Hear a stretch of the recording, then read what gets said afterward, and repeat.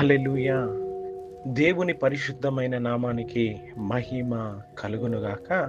క్రీస్తునందు ప్రియమైన దేవుని జనాంగమా, మన ప్రభువు అయిన యేసుక్రీస్తు వారి ప్రశస్తమైన నామములో మీకు శుభములు, వందనాలు తెలియచేస్తూ ఉన్నాము. ఈ యొక్క ప్రాముఖ్యమైన సమయములో పరిశుద్ధ గ్రంథములో నుంచి కొన్ని మాటలు మనము ధ్యానించుకుందాము. గలతీలకు రాసిన పుస్తకము 5వ అధ్యాయము 14వ వాక్యము. ధర్మశాస్త్రం అంతయు నిన్ను వలె నీ పొరుగువానిని ప్రేమింపుము అను ఒక్క మాటలో సంపూర్ణమై ఉన్నది. ఆమేన్. ఇక్కడ దేవాది దేవుడు ధర్మశాస్త్రాన్ని గురించి మనతో మాట్లాడుతూ ఉన్నాడు. నిన్ను వలె నీ పొరుగు వారిని ప్రేమించు. ఈ ఒక్క మాటతో ధర్మశాస్త్రం అంతా దేవుడు సంపూర్ణం చేసి ఉంటున్నాడు. ప్రైజ్ లార్డ్, హల్లెలూయా. మరి అరణ్య ప్రయాణంలో ఉన్న ఇశ్రాయేలులకు దేవుడు 10 ఆజ్ఞలు ఇచ్చి వాటిని తూచా తప్పకుండా పాటించమని చెప్పాడు. కానీ ఆ మనుష్యులు పాపమును తగ్గించగలిగిందే కానీ అది పూర్తిగా రూపుమాపింది ఏమాత్రము కాలేదు. ప్రేమ ఇతరులకు కీడు చేయనివ్వదు అని దేవుడు కోరి నిన్ను వలె నీ పొరుగు వారిని నీవు ప్రేమించు అనే ఆజ్ఞ ఇచ్చాడు దేవుడు. అది బైబిల్ గ్రంథం మొత్తం ఒక సారాంశము. ఎందుకంటే దేవుడు ప్రేమ స్వరూపి అయి ఉన్నాడు. దేవుడు లోకమును ఎంతో ప్రేమించి తన ఒక్కగానొక్క కుమారుడైన ప్రభు అయిన యేసును లోకములోనికి పంపించాడు. మన కొరకు తన ప్రాణాన్ని ధారపోశాడు. ఇందులో ప్రేమ ఎట్టిదో మనము తెలుసుకోవచ్చు. మనలో ఎవరైనా అడిగి ఉండవచ్చు, దేవా నీవు నన్ను ఎంతవరకు ప్రేమిస్తున్నావు, నన్ను ఎలా ప్రేమిస్తున్నావు అంటే, దేవుడు ఇదిగో నా కుమారుడా, నా కుమార్తె, నీ కొరకు నా చేతులలో మేకులను బిగించుకొని, కాళ్ళలో మేకులను బిగించుకొని, శరీరం అంతయు కొరడాలతో కొట్టించుకొని, ఏమాత్రము రక్తము ఉండకుండా చివరికి నీరు కూడా శరీరంలోంచి ధారపోశాను. నా ప్రాణాన్ని నీ కొరకు ధారపోశాను. ఇది ఇంతలా నిన్ను ప్రేమిస్తున్నాను అని క్రీస్తు ప్రభు సిలువలో మనకు తన యొక్క ప్రేమను మనకు చూపించిన దేవుడు మన ప్రభు అయిన యేసుక్రీస్తు వారు. హల్లెలూయా. మరి పరిశుద్ధ గ్రంథం అంతయు నిన్ను వలె నీ పొరుగు వాన్ని ప్రేమించు. మన దేవుడు ప్రేమా స్వరూపి ఉంటూ ఉన్నాడు. నిన్ను వలె నీ పొరుగు వాన్ని ప్రేమించు అని. ఈ పొరుగు వారెవరు? చాలా మందికి అనేక ప్రశ్నలు వస్తాయి. మన ఇంటి పక్కన వారా, మన స్నేహితులా, మనకు తెలిసిన వారా, అనేక ప్రశ్నలు కొంతమందిలో కలగవచ్చు. అయితే ఒకసారి యేసుక్రీస్తు ప్రభు దగ్గరికి మనుషుడొచ్చి, ప్రభువా నిన్ను వలె నీ పొరుగువాడు ఎవడు అని ప్రభు దగ్గరకు వచ్చి అడిగినప్పుడు దేవుడు ఒక మంచి ఉపమానాన్ని పరిశుద్ధ గ్రంథములో మనకు తెలియపరిచాడు. ఆయన మంచి సమరయుని కథను తెలియజేస్తాడు. అది గుర్తుండని క్రైస్తవులంటూ ఆల్మోస్ట్ ఎవ్వరూ లేకపోవచ్చు. అది ఆచరించే క్రైస్తవులు మాత్రం ఈనాటి దినాలలో కనబడటం బహు అరుదుగా ఉంటుంది. దొంగల చేతిలో చిక్కి గాయపడిన వ్యక్తి మరి యాజకుడు లేవీయుడు చూశారు. వారి హృదయము ఏమాత్రము స్పందించలేదు. నిన్ను వలె నీ పొరుగు వారిని ప్రేమించమని దేవుడు చెప్పిన సంగతి వారికి ఏమాత్రం గుర్తు రాలేదండి. వాళ్ళు దేవుని చేసే పని అయినప్పటికీ దేవుని మాటకు వారు విలువ ఇవ్వలేదు. ఎందుకంటే ఆ గ్రహింపు వారికి ఏమాత్రము లేదు. కానీ గాయపడిన వారిని చూసినప్పుడు సమరయుడు స్పందించాడు. ఆయన హృదయము స్పందించబడినది. అతనికి జాలి కలిగినది.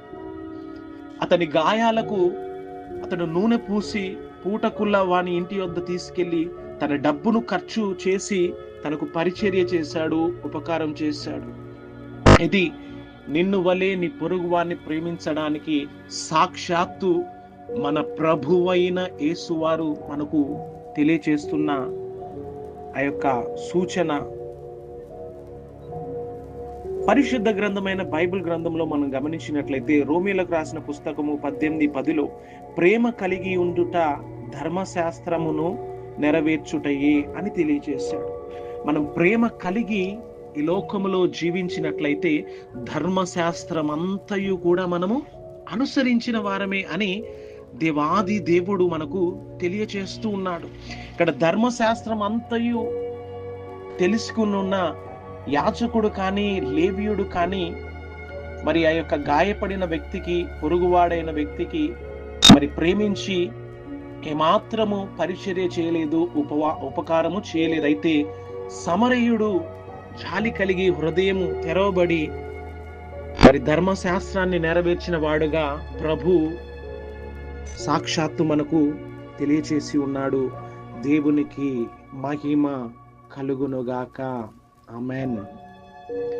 పొరుగువాన్ని ప్రేమించలేనప్పుడు, కష్టాలలోను బాధలలోను ఉన్నప్పుడు, ఆదుకోలేనప్పుడు దేవుడిని అందలి మన భక్తి నిరర్ధకమవుతుంది. 24 గంటలు మనము బైబిల్ చదివిన, మోకాళ్ళు వేసి ప్రార్థన చేసిన, మోకాళ్ళు అరిగేటట్లు దేవునికి ప్రార్థన చేసినా గానీ అది నీటిలో పోసిన పన్నీరు వలె అవుతుంది. ఇతరుల పట్ల మన హృదయము స్పందించని దాన్ని బట్టి మనకు తీర్పు తీర్చబడుతుంది అని మత్తయి సువార్త 25:31-46 మధ్యలో ప్రభు తెలియజేశాడు. మరి కష్టాలలో, బాధలలో, సమస్యలలో, అవసరతలో ఉన్నవారే మన పొరుగువారు. మనం అవసరతలో ఉన్నప్పుడు సహాయం కోసం ఎలా ఎదురు చూస్తామో అలాగనే ఇతరులు వారి యొక్క అవసరతలో మరి మన వైపు చూస్తారు. మనకు చేతనైన సహాయము,